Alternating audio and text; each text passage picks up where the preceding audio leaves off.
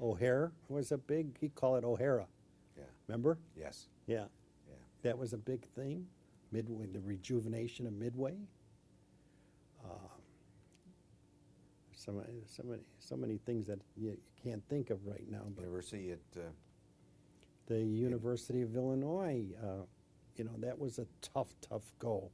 With Scala, remember Florence Scala? Yes. And he pulled that over, and look at what he's got, what they have over there now. It's a great educational center. The University of Illinois, Chicago. now, but everybody they have their flaws, and what might they have been? I couldn't,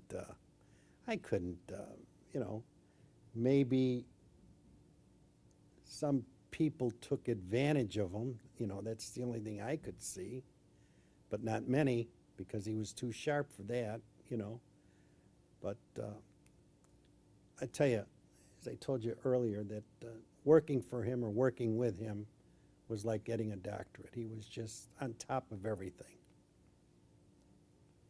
Did you ever find an area where he didn't know much and he sought out more information? Oh, he'd always thought us, call people in and talk to him about things. He always did that. But he was, like I say, he was the closest thing to a genius that I could ever see in government. Because of his, worked hard to get his law degree, went to accounting school, became a CPA. Raised a great family. Yes. He always had a somewhat difficult relationship with the press. Do you have any sense of why, or was there things there? Did he have a great relationship with you? We never knew each other that well. That well the few back times then. I knew him, we did quite well. Quite well. Yeah. Yeah. And I think there was, the thing in life. I mean, some people he liked. There was a lot of guys. I remember him being very close to Tribune reporter by the name of Ed Schreiber. Great rapport with him. Even Len O'Connor, who wrote the book. Who else? Ray McCarthy. They were different pressmen at that time, Bernie. Well, those were the regulars. They were the pros. Schreiber and McCarthy were the City Hall beat. City Hall beat Right. But he had a good rapport when he'd have a press conference with them. And Schreiber or McCarthy or even O'Connor, they wouldn't embarrass him. He would probably lose his temper a few times. Try to straighten them out, as they would say. Yes. Mm-hmm. Yes. Because when you grow up in the 11th Ward, there tends to be a certain insulation there, that because everyone is doing pretty much the same business, and that seems to keep you from knowing the press very well, because you don't really need them. No. To get any message out. Right, exactly. Like I said, I never knew any press people until I started working for them, and then later on in the clerk's office. Ed Kelly said today's precinct captain is television. Yeah. How do you feel about that? I don't like it at all, because I'm kind of old school. I like the precinct captain type election. And I think they could certainly save a lot of money. I mean, the expenses to run a campaign, you have to be wealthy to run for anything. And I don't think that's right. It doesn't give a person an opportunity to run if he doesn't have a couple $1 million in the bank, That's correct. Mm-hmm. So you could do it with straw polling and that type of thing. It was very inexpensive.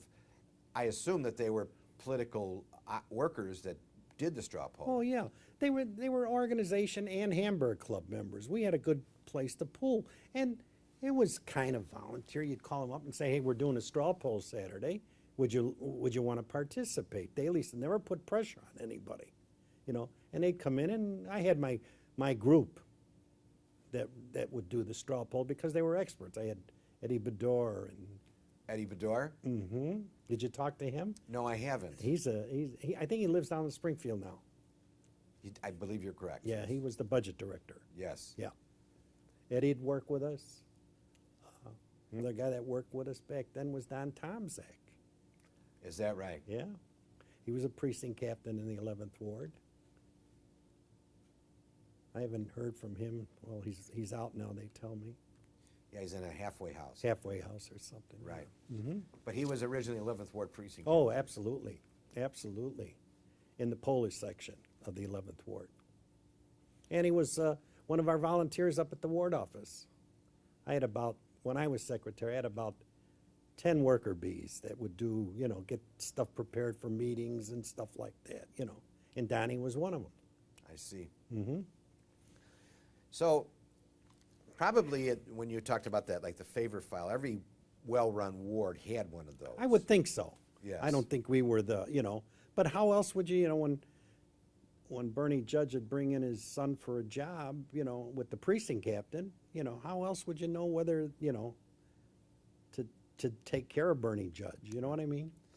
I had heard that I've heard that the mayor kept a file in his office of the wards and how they did in elections. Well, I think that was kept over at the Democratic headquarters. And there was a gal that ran that was Mary Mullen. You probably Yes. heard her name mentioned. Yes.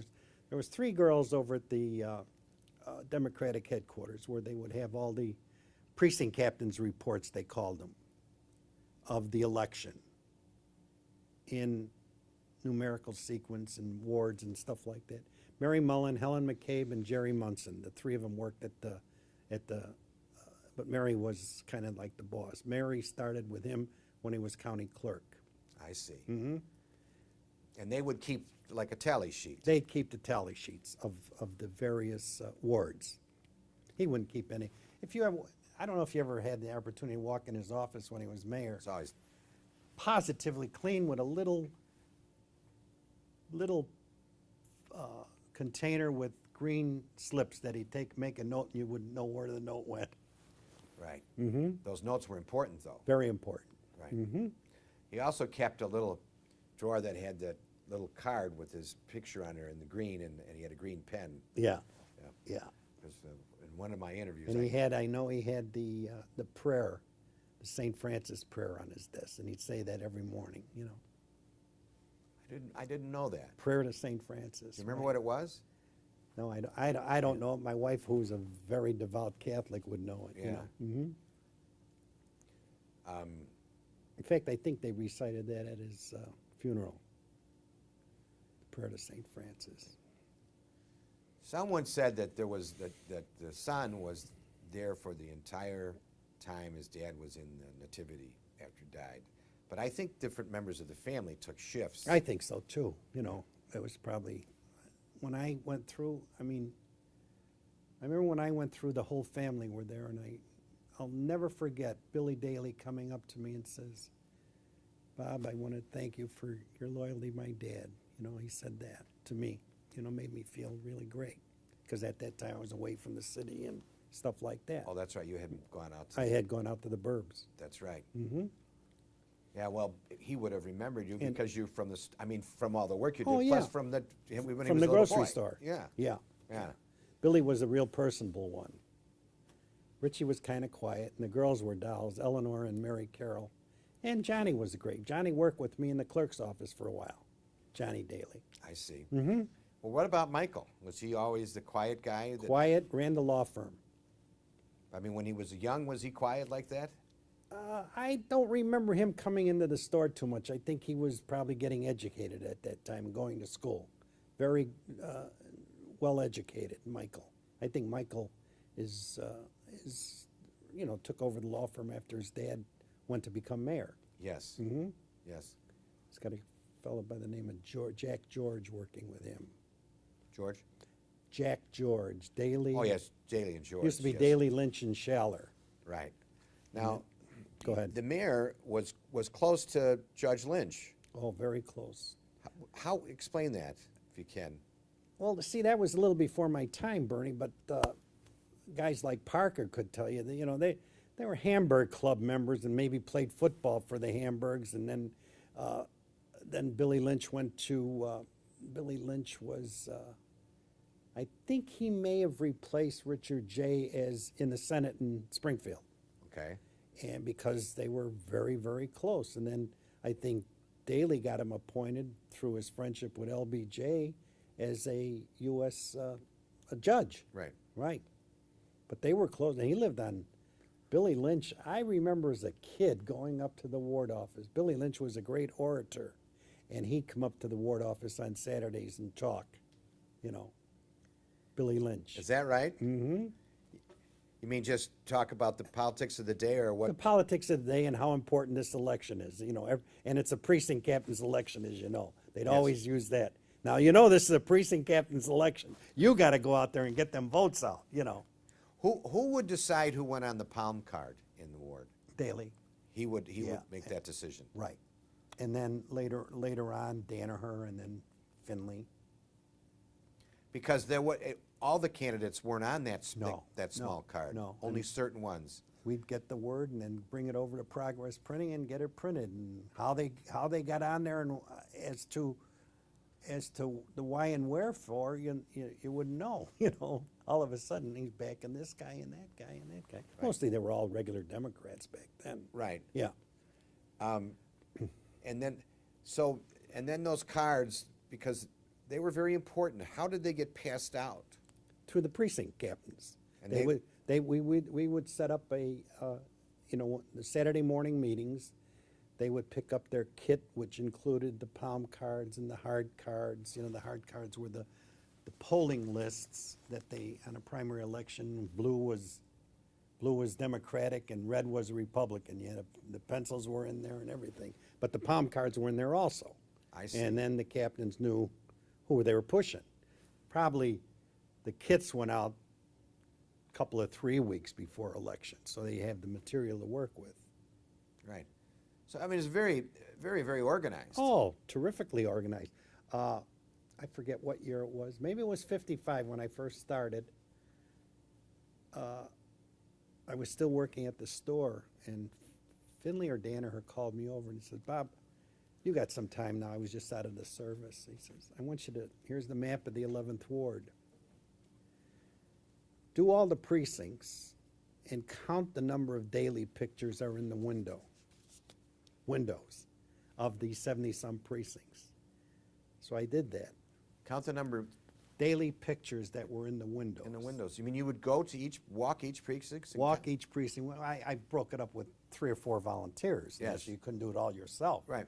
And then we'd get a count.